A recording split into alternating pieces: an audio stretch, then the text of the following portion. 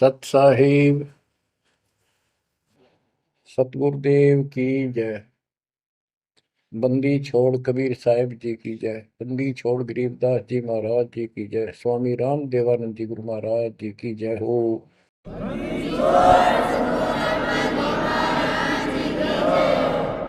सर्व संतों की जय, सर्व भक्तों की जय, धर्मी पुरुषों की जय। श्री काशी धाम की जय, श्री सुडानी धाम की जय, श्री क्रोथा धाम की जय, श्री बरवाड़ा धाम की जय। सत साहिब गरीब नमो नमो सत पुरुष को नमस्कार गुरु के नहीं। सुर नर मुनि जन साधुआ संतों सर्वस नहीं। सतगुरु साहेब संत सब दंडोतम प्रणाम। आगे पीछे मध्य हुए तिनको जा कुर्बान। नराकार निर्विषम काल जाल भय भंजन। निर्लेपम निज निर्गुणम अकल अनुपेशंदनम। सोहम सुरति समापतम सकल समाना निर्तल। उज्ज्वल हिरंबर हरदम अम्बे पर्व अथाह वार पार नहीं मध्य तुम। ग्रीव दोष मरत सिद्ध होई गणनायक गलताना। करो अनुग्रह सोई पारस पद परवाना। आदि गणेश मनाओ गणनायक देवन देवा। चरण कमल लाओ आदि अंत करूं सेवा। परम शक्ति संगीत अमृत सिद्धिदाता सोई। अविगत गुण अतीतम सत्य पुरुष निर्मोही। जगदम्बा जगदीशन मंगल रूप मुरारी। तन मन अर्पों शीसम भक्ति मुक्ति भंडारी। सुर नर मुनि जन ध्यामय ब्रह्मा विष्णु महेशा। शेष सहस मुख गावै पूज्य आदि गणेशा। इंद्र कुबेर सरीखा वरुण धर्म राय जावै। समर्थ जीवन जी का मन इच्छा फल पावै। 33 कोटि अदारा जावै सहस 88। उतरै बहुजल पारा कट है यम की फांसी। कबीर सतगुरु के उपदेश का सुनिया एक विचार। जय सतगुरु मिलते नहीं जाते नरक द्वार। नरक द्वार में दूत सब करते खेचा तान। उनसे कभू नहीं छूटता फिरता चारों खाने। कबीर चार खानी में भरमता कबहू न लगता पार। सो फेरा सब मिट गया मेरे सतगुरु के उपकार। जय जय सतगुरु मेरे की। जय जय सतगुरु मेरे की। सदा साहिबी सुख से बसियो। अमरपुरी के डेरे की। जय जय सतगुरु मेरे की। जय जय सतगुरु मेरे की। सदा साहिबी सुख से बसियो। अमरपुरी के डेरे। निर्विकार निर्भय तू ही और सकल वैमा।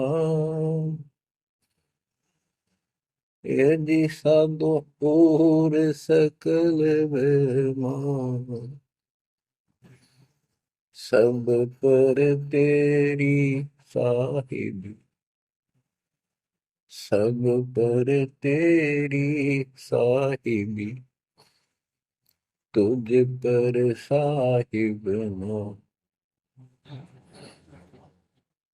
निर्विकार निर्भय, निर्विकार निर्भय तू ही, पूर सकल बेमा, हे जी साधु पूर सकल बेमा,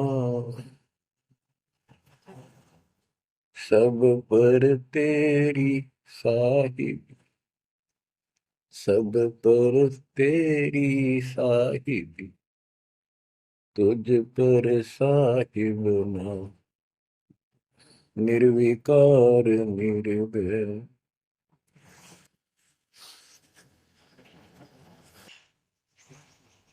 परम पिता परमात्मा कबीर जी की प्यारी आत्माओं, परमेश्वर की असीम रजा से, अपने पिता की असीम कृपा से आज इस घोर कलयुग के अंदर अपने को धर्म कर्म करने का प्रॉपर ज्ञान हुआ, विशेष ज्ञान विधिवत, और सच्चा ज्ञान, सच्चा भगवान, सच्ची भक्ति, और आपको पूर्ण सतगुरु प्राप्त हुआ। जो इस गंदे लोक में आकर हम परमात्मा को फिर भुला दिए, भूल गए, भुला दिया हमारे को, भूले नहीं। ये त्रिगुण में माया, रजगुण धर्मा से निकल रहा है गुण, सतगुण विष्णु जी से, तमगुण शंकर जी से हमारे ऊपर इतना जबरदस्त प्रभाव रखता है कि हम सब भूल जाते हैं और इनसे प्रेरित होकर के सारे उल्टे काम करें। ब्रह्मा जी के गुण से या ठाठ बाट की इच्छा होती है,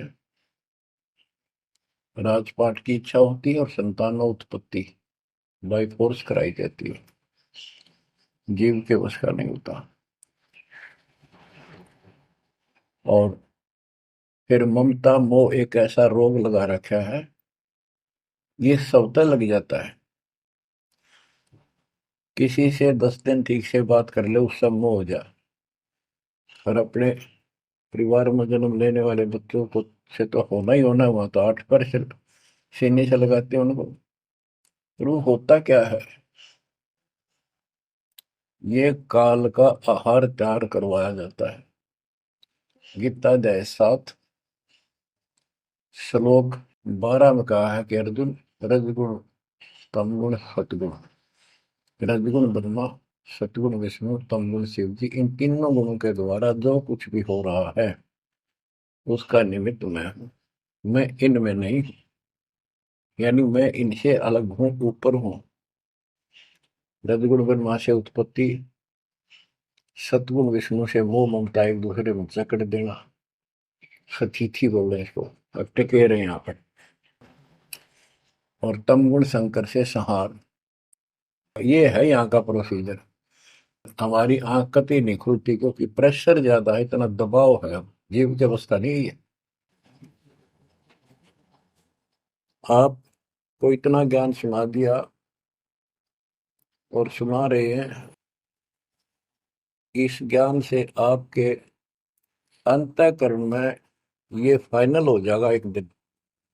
क्योंकि बार बार कोई वस्तु सुनते हैं, उसका धीरे धीरे धीरे धीरे असर बनना शुरू होता है। हम बातें सुनते हैं, सत्संग सुनते हैं, विचार मालिक के सुनते हैं, वाणी सुनते हैं, तो एक बार तो कति वैराग आ जाता है कि सचमुच बहुत गलत जगह फंस गए, या कुछ भी अपना लेंगे। और उसके थोड़ी सी देर के बाद, क्योंकि मेरे को और काम भी करने होते हैं, ये व्यवस्था यहाँ की ऐसी है, तो फिर शाम तक कति भूल पड़ जाती है, बस मंत्र कभी कभी याद आ जाते हैं करने हैं, सुबह दोपहर शाम की वो नियमित सतुति भी याद रह जाती है। बाकी समय हम ज्यादातर अन्य कारोबार के सिलसिले में, रोजगार के सिलसिले में बातें करते रहते, वह फिर से थोड़ी सी भूल पड़ जाती है, फिर जब सत्संग सुनते हो फिर जागृति आती है।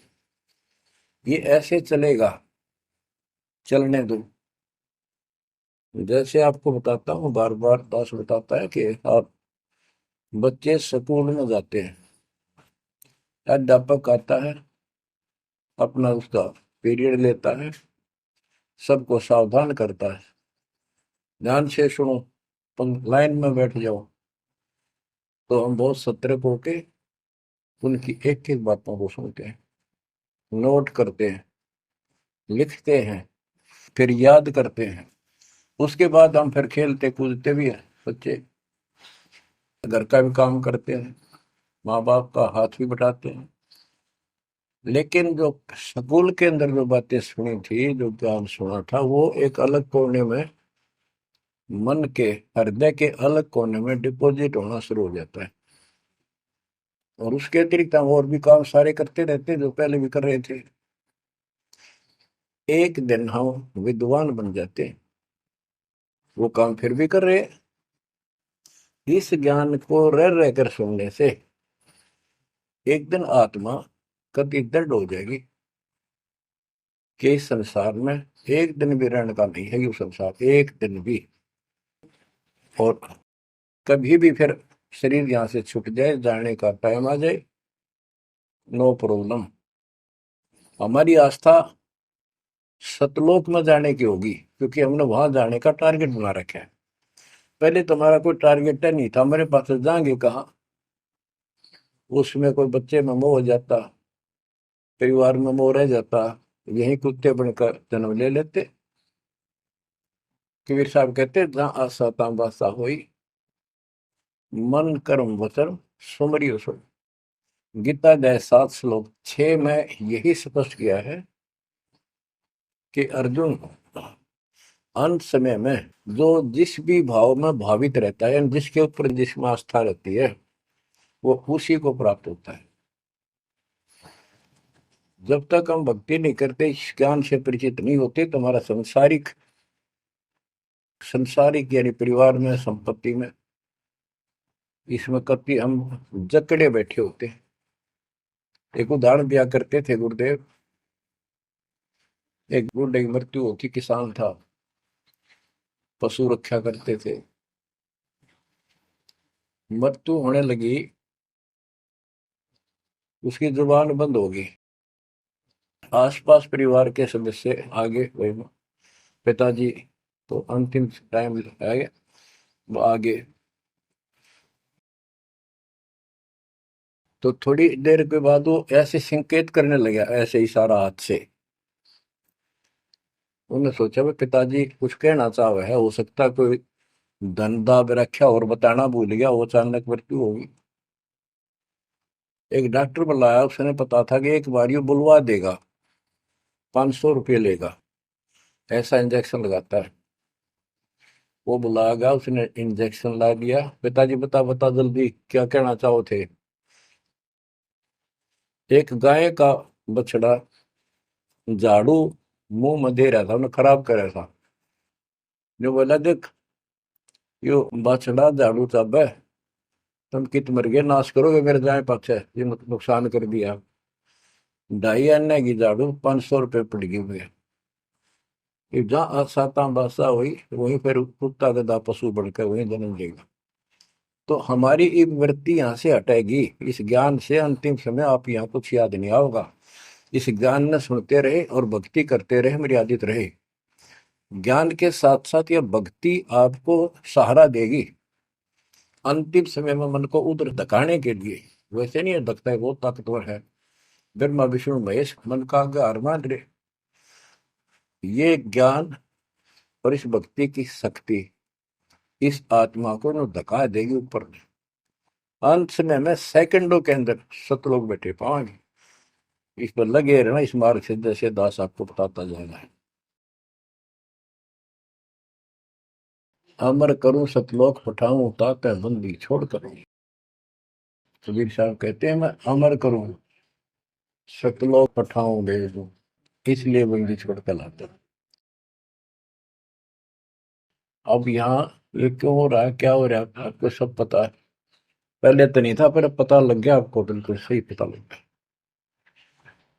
माता पिता के सामने बच्चे एक या दो तुरंत मर जाते हैं, चक्कर मारते रह जाते हैं, हाथ कुछ नहीं आना, और कई महीने वर्षों तक उनकी याद सताती रहती।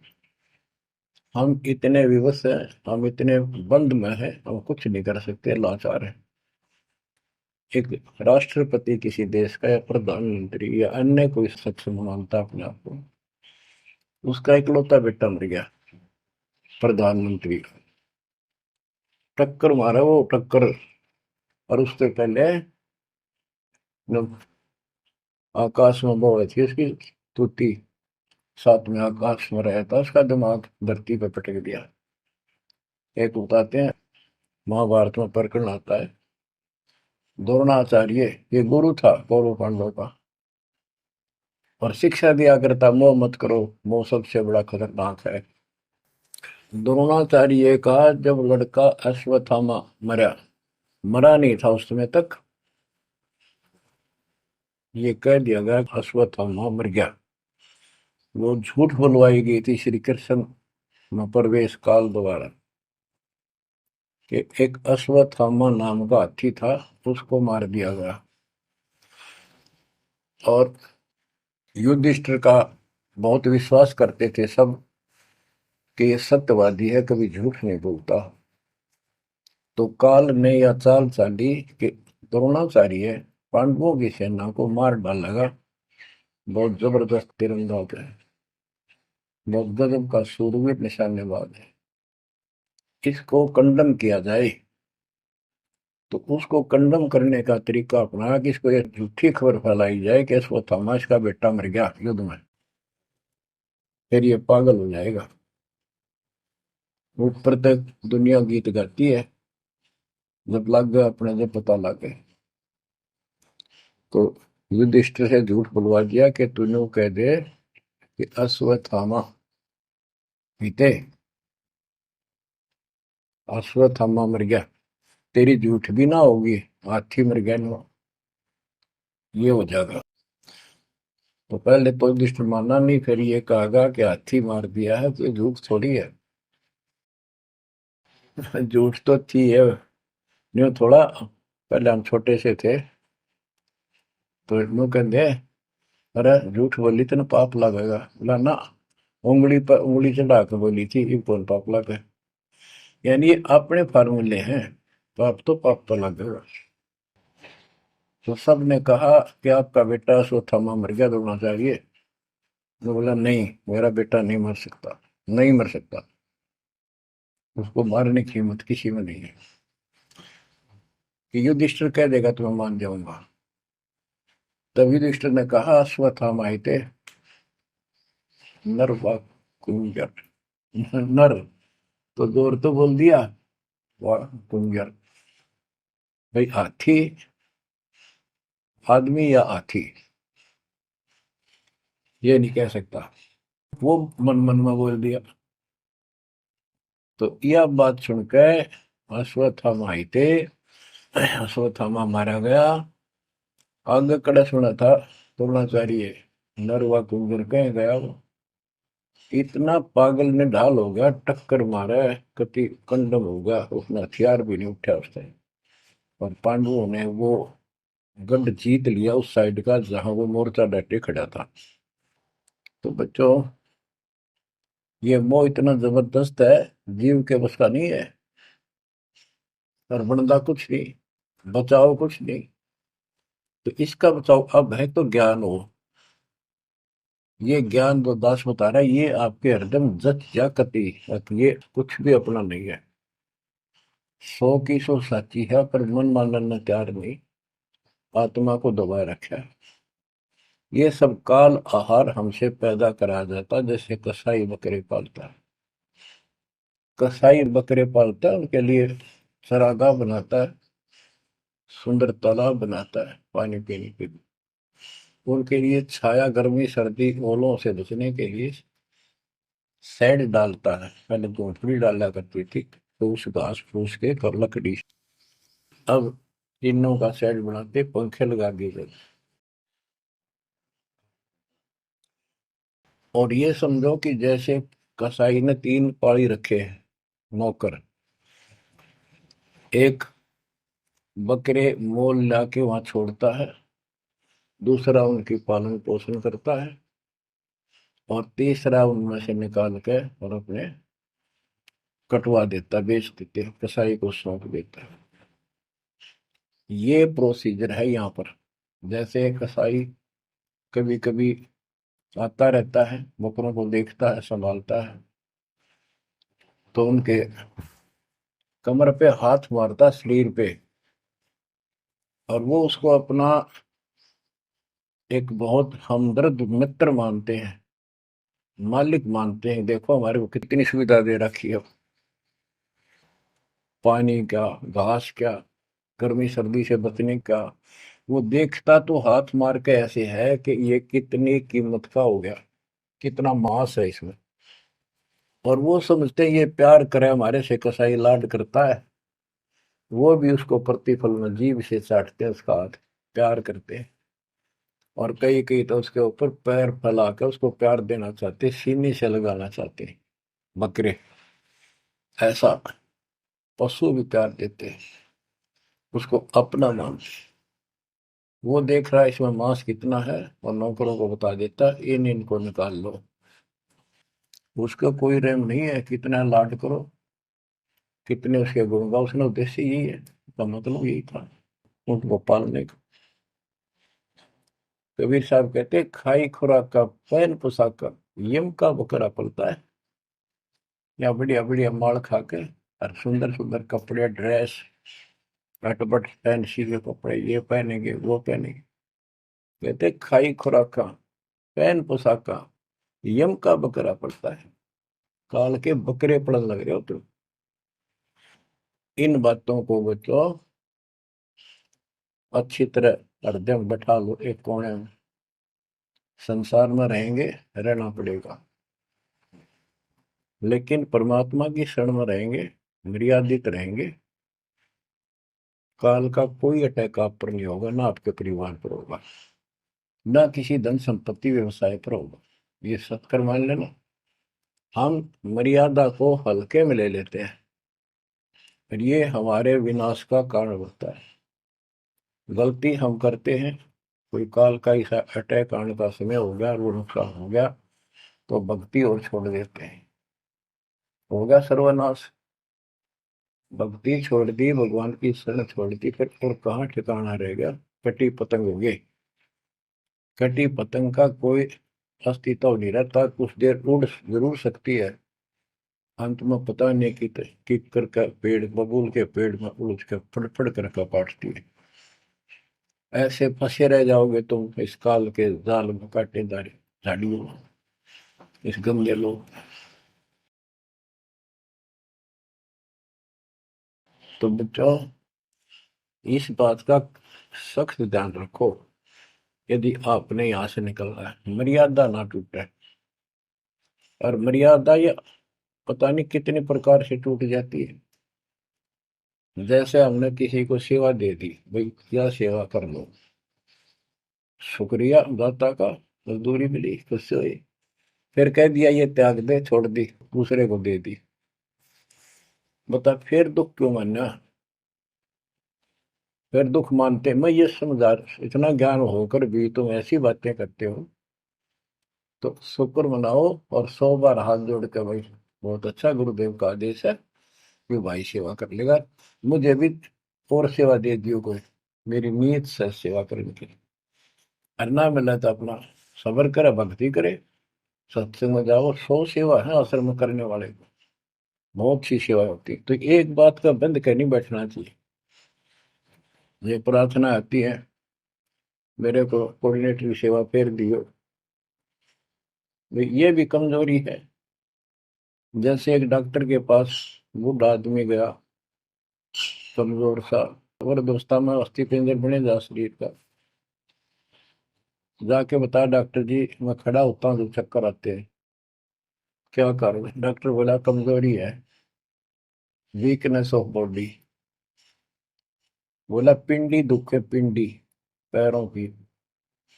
डॉक्टर बोला कमजोरी है। फिर वो व्रत बोला जी, मेरे सारा शरीर में भड़कुआ रहती है, यानी सारे शरीर में दर्द सा बना रहता है, चबक चबक नाड़ी करती है। डॉक्टर बोला कमजोरी है। वो वृद्ध गुस्सा होकर बोला डॉक्टर ने, तो डॉक्टर है गम चक्कर है, एक का बात जाना है कि कमजोरी है, कमजोरी है, और भी तुम्हें पता होगा। डॉक्टर बोला ये भी कमजोरी है, this is also due to weakness. ये क्रोध भी कमजोर आदमी ने घनाया कर, यह भी कमजोरी है। तो बच्चों यह सारी ये कमजोरी है जो मर्यादा से नारी हटकर करोगे, चाहे कुछ भी कर लियो। मर्यादा को हल्के में ना लो। जैसे हमने इतने सारे नियम बना दिए, भक्ति करनी है तो इनका पालन करना पड़ेगा, नहीं तो फिर गधे बनकर कुमार के नियम में चलना पड़ेगा। एक कदम भी अपनी मर्जी से नहीं जा सकते, बैल बनकर नाथ डल जाएगी, छच्चर बनकर बग्गी में दौड़े जाओगे, रेडी में, फिर चलेगी क्या आपकी मर्जी। असंग जन्म तन मृत्या हो गए, जीवित क्यों ना रे। दवा दस दर मद मैल मठ बोरे, बोर ना दे धरे रे। तो बच्चों जीवित मर लो, इन बातों को छाती में धर लो, हृदय में बैठा लो, कति मस्तिष्क में। ये संसार आपका नहीं है, ये परिवार आपका नहीं, ये संपत्ति या कार कोठी तेरी नहीं, गरीब काया तेरी है नहीं, ये माया कहाँ से हो। चरण कमल में ध्यान रख, इन दोनों को खो, इनको भूल जा, अपने गुरु जी के चरणों में ध्यान रख, उनके बताए दिशा निर्देश के आदेश से आधार से अपना जीवन निर्वाह कर। बच्चों आंख खोल लो, बार बार ये बातें बताई जाती हैं। जब ऊक चुक हो जाएगी फिर तो रोना शेष रहेगा, नथिंग एल्स। इस मार्ग में अहंकार इंसान को मारता है। किस चीज में अहंकार करो,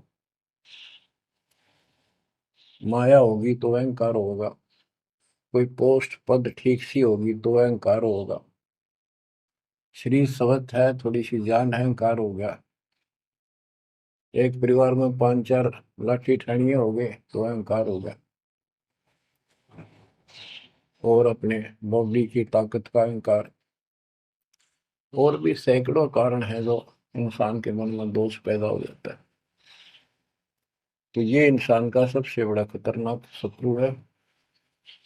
परमात्मा को अहंकार पसंद नहीं, और छोटी मोटी गलती को माफ कर सकता है।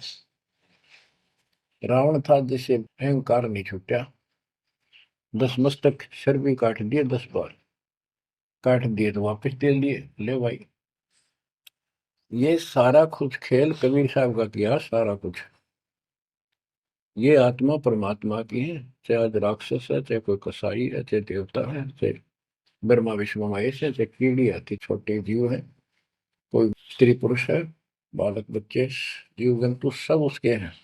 काल चाहता भक्ति से खत्म हो जा, ये भक्ति में इनकी आस्था खत्म हो, मालिक चाहता है इनकी भक्ति में आस्था खत्म ना हो, फिर तो कति गए काम क्या। जो भी जैसी साधना मालिक के नाम पर बैठ कर कहीं कर रहा है, उसके पिछले संस्कार से, उस भक्ति से जो उसको मिलना है, उसके साथ साथ परमात्मा उसको सहारा देते हैं।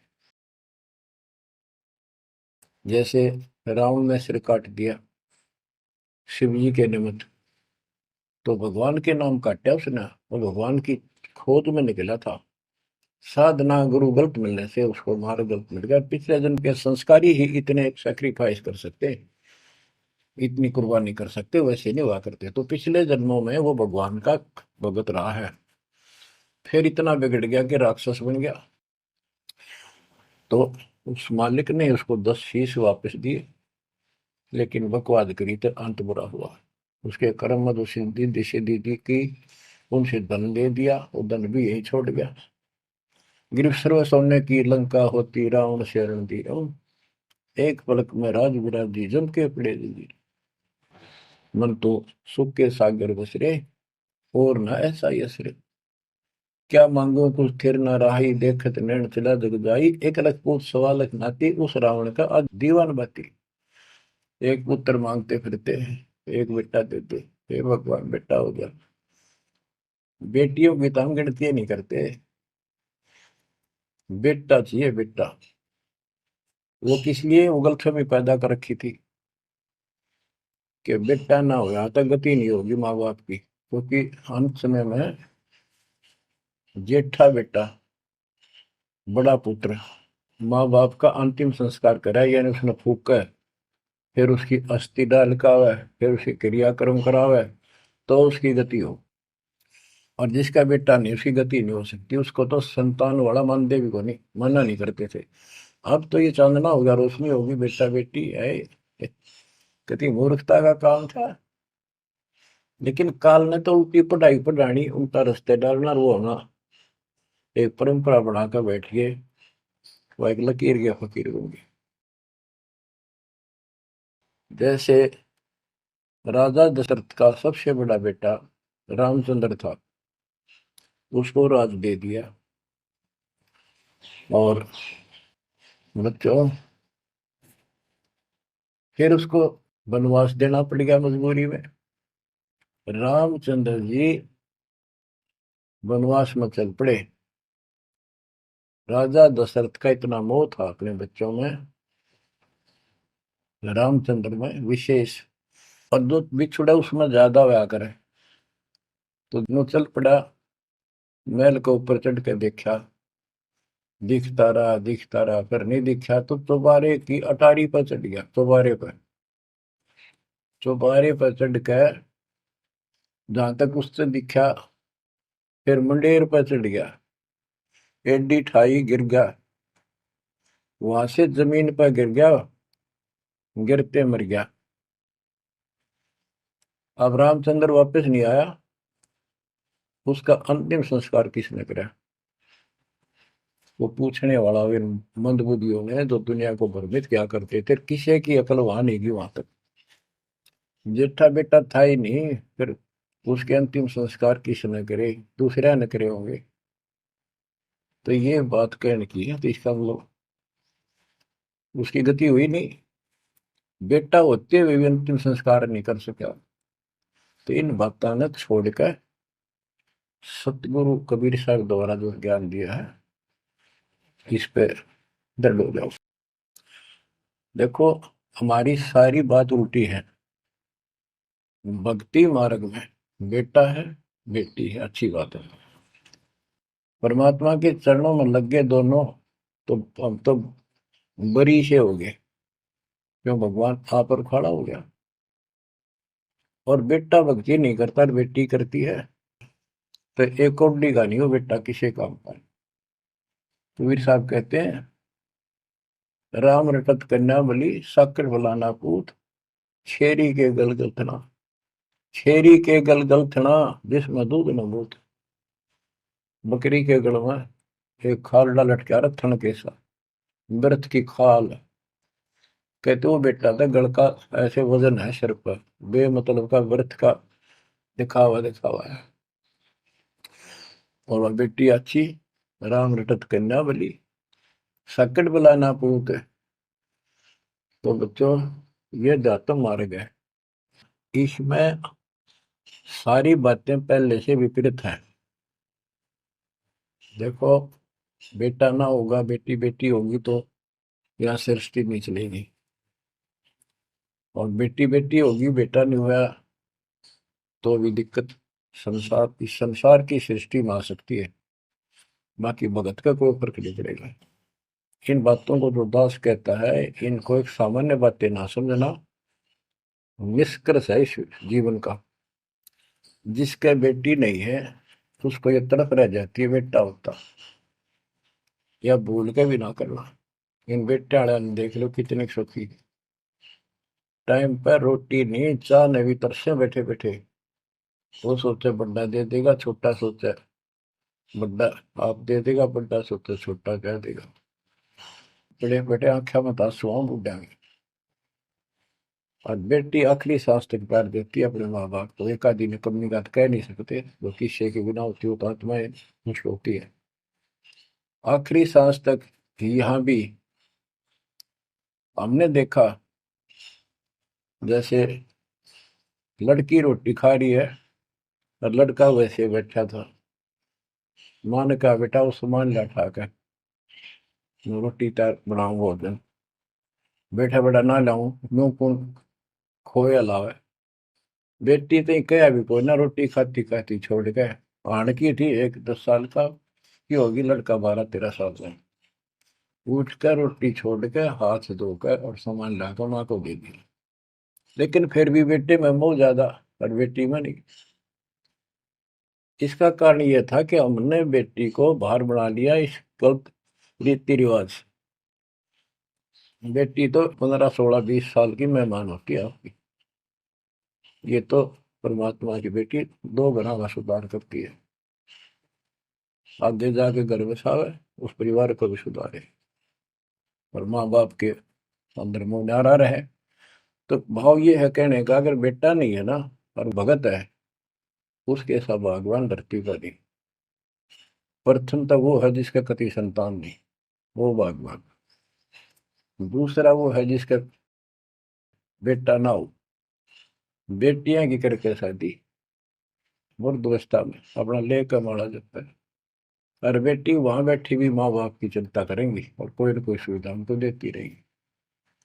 और बेटा छाती पर रह के भी खून फूक के जाएंगे, कति साफ दिखाई दे है।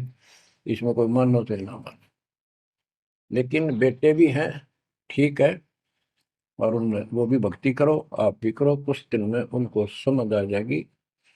पुत्र वधु भी भगवान से डरने वाली हो जाएंगी, माँ बाप का ध्यान रखें। वैसे कोई विकल्प नहीं इसका, लेकिन इस दुख को हम अच्छा मानते हैं पुत्र ना होने से। हम तो काल ने गधे बना रखे हैं। जितना कष्ट हमें रहे और वजन लग जा रहा है तो हम सीधे चला, और कम हो जाता मानने को नहीं। हमारा तो जैसे एक माई का पुत्र मर गया 15-16 साल का, और भगत थी, टक्कर मारी, रोना पड़े है कि बस की बात है, पाला पोसा ले जाता का। फिर उसने थोड़ा सब्र हुआ जैसे। उस दूसरे जो एक और बिना भगत थे उनके पड़ोस में, जो उनके लड़के की शादी होगी, और वह पत्नी थी बदचलन, उनको समझाने की चेष्टा करी कि तू ऐसा ना कर, लेकिन वह तो मानी नहीं, उसने वही फांसी खा ली। अब वह भी मर गई और वो बेटा भी जेल में, और वो सारे जेल में। वो दहेज के कारण, एक बेटा था ऐसे ही, उसने बहू को प्रताड़ित किया दहेज लेने के लिए। गरीब घर की लड़की थी, उसने सुसाइड कर लिया। वैसे सुसाइड करना कोई विकल्प नहीं है, इसे गंदे आदमी को छोड़कर कुमारी रह ले, अपने घर पे बैठ गया। तो उस बेटे के कारण माँ बाप ने भी सजा हुई, बहनों तक भी जेल होगी। इसे बेटे ने के फूका, ईसा तो पहले मर जाता था अच्छा था। लेकिन हम इस बात को मानने को तैयार नहीं है, ना मानने के जब क्या कर लोगे, काल तक आ गया, मारे जाओ टक्कर। तो कहने का भाव ये है कि इन विचारों से अपने मन को सेट रखो, परमात्मा जो करता है वो सही करता है। जैसे आपको बताते रहते हैं, एक बार हजरत मूसा जी, यहूदी धर्म के प्रवर्तक में, से किसी ने पूछा सत्संगी ने कि आज के दिन सबसे बड़ा इल्म वाला यानी ज्ञानी कौन है। उसने अपने आप को बताया, तो उसका अल्लाह बोला, जिसको खुदा मानते हैं, जिसने कुरान का ज्ञान दिया, बाइबल का दिया। कि मूसा तने ये बात बहुत गलत की, मुझे अच्छा नहीं लगा, तुमने अपने आप को कैसे कह दिया मैं सबसे विद्वान हूँ। अब मूसा जी भी अपनी जगह ठीक थे जी, यो ज्ञान आपसे प्राप्त हुआ, आप भगवान खुदा हो, और खुदा जो ज्ञान देता हुआ सबसे उत्तम होता है, मैं उसी के आधार पर कह दिया। बोला नहीं, तेरा ज्ञान तो अल खिजर के ज्ञान के सामने फासिक भी नहीं, कुछ भी नहीं है। तो अलखिजर के पास मूसा जी पहुंच गए। अलखिजर जी ने कहा, कबीर साहब थे वो, कि मेरी तो बातों को माननेगा नहीं, विश्वास नहीं करेगा, जो मैं को बातें माननी पड़ेगी, कोई ऑब्जेक्शन नहीं होना चाहिए, और बोल लेगा नहीं, सुन देखता देखता रही। वो बोला, मूसा जी बोले, बिल्कुल महाराज, जैसे आप कहोगे, मुझे सब्र करने वाला पाओगे, कतई मैं ऑब्जेक्शन नहीं करूंगा आपकी बातों में। अगर तू खरा उतरा तो ज्ञान बताऊंगा, ना बताऊंगा। उसने रास्ते में चलते, एक जवान लड़का था, 17-18 साल का, अलखिजर ने पकड़ के और उसकी गर्दन पकड़ के मार दिया। तो मूसा जी बोले, तनिष बेकसूर को मार दिया, तेरा दिमाग खराब है, यूं क्यों मारा तेने, क्या बिगाड़ा तेरा इसको। तो अलखिजर बोला, मैंने कहा था मैं जो करूँ तू देखता रहिए, बोलना नहीं है, मेरी क्रिया पे अविश्वास ना करना। मूसा जी ने अपनी गलती मानी, चल पड़ा। ऐसे ऐसे 2-3 और कारण गए, सब में उसने ऐसे ऑब्जेक्शन किया, आखिर में वो बिना हार गया। मूसा कि मैं इस योग्य नहीं, मैं आपकी बातों को अविश्वास करता रहा हूँ। लास्ट बता दिया कि इस क्रिया के बाद तो फिर ऑब्जेक्शन किया तो मैं तेरे से बात नहीं करूंगा, ना पे बताऊंगा। ज्ञान बोला भी ठीक है, उस पर भी हार गया वो। तब अलखेजर बोला, सुन ले, ज्ञान तो तूने बताओ नहीं, तो वो लड़का क्यों मारा था। वो ऐसा दुष्ट पैदा हो गया था, इसके माँ बाप भगत हैं, और उनको इतना परेशान करता, वह रो रो का टाइम काटते। उसके स्थान पर भगवान ने उनके घर में 50 साल की उम्र में एक बेटी का जन्म दिया। उनका सुखी जीवन रहा, ये प्रमाण है उसके अंदर, बाइबल के अंदर। तो बच्चों, ये सत्कर मान लो, मालिक जो करे उसको सही मानो। ऊक चूक हो भी जा तो भगवान से दूर ना हो जाना। वो जो करेगा भगवान कभी गलत नहीं करेगा, ये तो आपने मानना ही पड़ेगा। गलत तो हम करे बैठे, हाँ यू काल करवाने लग गया, और रोज गलत हुआ है, एक दिन भी तो नहीं। तो बच्चों, परमात्मा की प्रत्येक क्रिया पर विश्वास रख कर चलो तुम। हमने चाहे कितना नुकसान होता दिखे, राज्य करमता राम की रजा दे रघुशीष, दास गरीब दरस परस, तिस बैठे जगदीश। हम अपनी विचारधारा को ऊपर रखा है, जो घिसी पट्टी और बिल्कुल बकवादों से भरी होती है। इस कारण से हम भगवान पे विश्वास, गुरु जी पे विश्वास, और सब क्रियाओं पे विश्वास करके अपने कर्म छोड़ के फिर काल के जाल में फंसे रह जाते। और वहां कुछ है ही नहीं वो तो सारे उल्टे कर्म, बेसिक परंपरा बनावटी है। बच्चों, विश्वास करो अपने बंदी छोड़ पे, विश्वास नहीं करोगे तो मार खाओगे। गरीबदास जी कहते हैं, गरीब सर्जन अर्जुन को सतगुरु मिले, मक्के मदीने माही, 64 लाख का मेल था, दो गन सब ही जाही। गरीब चंडाली के चौक में सतगुरु बैठे आए, 64 लाख गारत गए, दो रहे सतगुरु पाए। गरीब सरजुन अर्जुन ठाहरे, सतगुरु की प्रतीत, सतगुरु यहाँ ना बैठिए, यो द्वारा है नीच। गरीब ऊंच नीच में हम रहे, हांड चाम की दे, सरगुन अर्जुन समझियो, रखियो शब्द स्नेह। बच्चों, सरजुन और अर्जुन नाम के दो मुसलमान थे। इनके नाम तो मुसलमान पद्धति पर थे। परमात्मा मक्का मदीने में गए तो वहां बहुत से चमत्कार किए। इन दोनों आत्माओं को समझ में आई ये बात। फिर ये सारी संगत में वहां मुसलमान थे, 2 वक्त मुसलमान हुए। इन्होंने कहा, वैसे तो काफी थे मुसलमान भी, पर ये विशेष दृढ़ थे, सब नियमों का पालन करने वाले थे। तो इनका नाम बदल के सरजुन और अर्जुन रख दिया।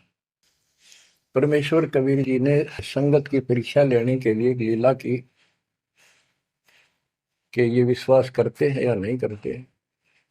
क्योंकि भक्तों में गुरुदेव के आदेश का भी पालन कम होने लगा था। जैसे एक लड़की थी, उसको ज्ञान हुआ वो गलत काम करती थी, वैसा थी। अपना जीवन सुधारने के लिए मालिक से ज्ञान सुना, सत्संग में आने लगी, तो संगत वाले उसको धिक्कारने लगे। गुरु जी से बताया, गुरु जी ने सत्संग के माध्यम से कहा, भाई आपने इस चीज से कोई लेना देना नहीं, कोई सत्संग सुनेगा नहीं तो आत्मा कैसे साफ होगी, कपड़े को पानी साबुन लगेगा नहीं, उसका मैल कैसे उतरेगा। फिर भी वो जैसे तैसे अटपट करते रहते हैं।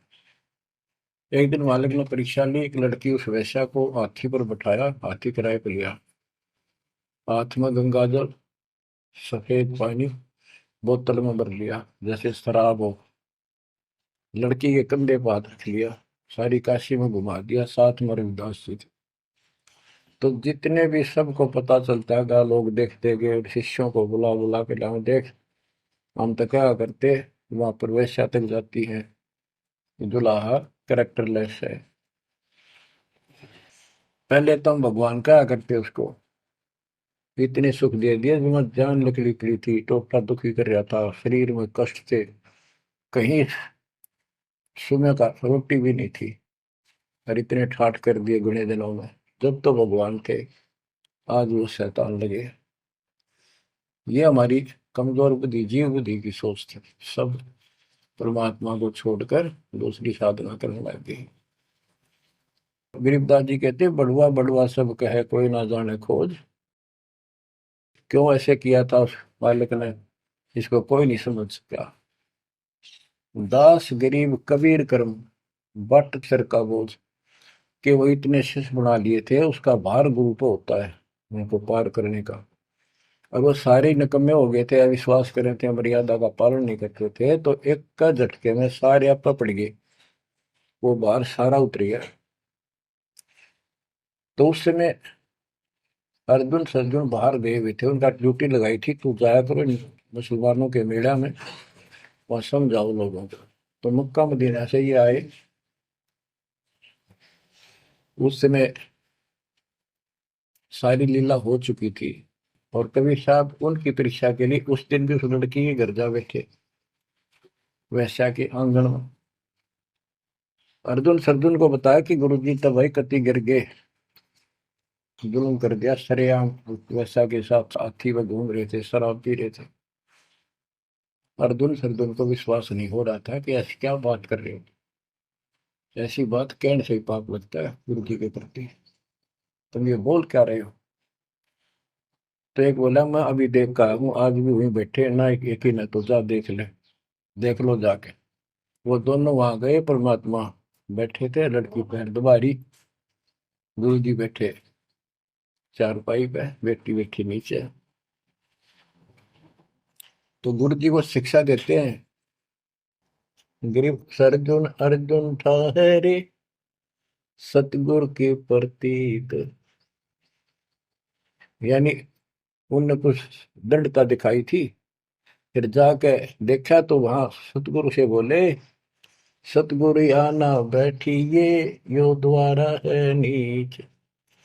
हे सतगुरु, आप यहाँ ना बैठो, ये तो एक नीच औरत का घर है। परमात्मा बोले, गरीब ऊंच नीच में हम रहे, ये हाड चाम की दे, तुम्हारी हाड चाम की दे है, इसकी बोई। अर्जुन अर्जुन समझियो, रखियो शब्द स्नेह। तुम समझ जाओ, अपनी भक्ति कर लो, जो नाम दिया, इन बातों में कुछ नहीं दे रहा। तुम गुरु को शिक्षा देते हो तो मेरे गुरु हो गए। ऊंच नीच में हम रहे, ये हाड चाम की दे, सरजुन अर्जुन समझियो, रखियो शब्द स्नेह। तो उनकी आंखें जब खुल गई, पैर पकड़ लिए, माफ करो गुरुदेव, मेरे नीच आत्मा है, हमसे बड़ी भूल होगी, क्योंकि वो चाहती है उनको भगत की भक्ति की। फिर परमात्मा ने कहा, बेटा कितनी बात बना लो तुम, मेरे प्रति वो भाव थारा हो नहीं सकता, तुम्हारे मन में मैल आ चुका है, और ईब मेरे इस शरीर से, गुरु रूप से तुम पार नहीं हो सकते। फिर रोए बुरी तरह जी, फिर उद्धार कैसे होगा? फिर बता कि दिल्ली से 10 मील दूर पश्चिम की ओर किसी गांव में हम फिर आएंगे, हमारा एक भक्त आएगा, उसको दीक्षा देंगे, दीक्षा उससे लेकर तुम कल्याण को प्राप्त होगे। तो वो कहते हैं वहां से चल के वृद्ध अवस्था में हमायूं गांव है खरकोदे के पास, वहां आकर उनके कति वृद्ध हो गए, मालिक की कृपा से वो 200 साल जिए ऊपर में। और फिर गरीबदास जी को परमात्मा मिले 10 साल की उम्र में, उनको दीक्षा का आदेश दिया। तब उसने वहां से दीक्षा लेकर वहीं शरीर छोड़ दिया, छुड़ानी में। उनकी अभी तक हमारे सामने बताओ थे, हम जाने लगे थे कि अब 2-3 साल पहले, 10 साल पहले, या भोरी वाले महाराज आया करते गरीबदास जी, उन्होंने वो मंडी फुड़वा दी। उनके दोनों की यादगार बनी हुई थी, इसलिए फुड़वा दी कि लोग इन पूजन लाग जाए गरीबदास जी को छोड़ के। तो कहने का भाव यह है बच्चों, आंख खोल लो, इन बातों को चिंतरा, गुरु के प्रति कभी अविश्वास नहीं होना चाहिए, और परमात्मा की प्रत्येक क्रिया को शिरोधार्य होना चाहिए। आंख खोल लो, परमात्मा बार बार यह मौका नहीं देगा आपको। समझा है तो सिर दर पाऊं, और नहीं रे ऐसा था। ये संसार समझदा नहीं, कहंदा शाम दोपहरे गरीब दास ये वक्त जात है, रोवोगे इस पैरे। भक्ति नहीं करते वो न्यू रोएंगे, गलत साधना कर रहे वो रोएंगे। ये सच्ची भक्ति करके मर्यादित ना रहे तो तुम रोओगे। कभी सीधे हो जाओ, समर्पित हो जाओ, मालिक के चरणों में सदा ध्यान रखो, बुराइयों से बचो, सेवा सुमन दान करो, मर्यादा का निर्वाह करो, मालिक आपको मोक्ष दे। सत्साई।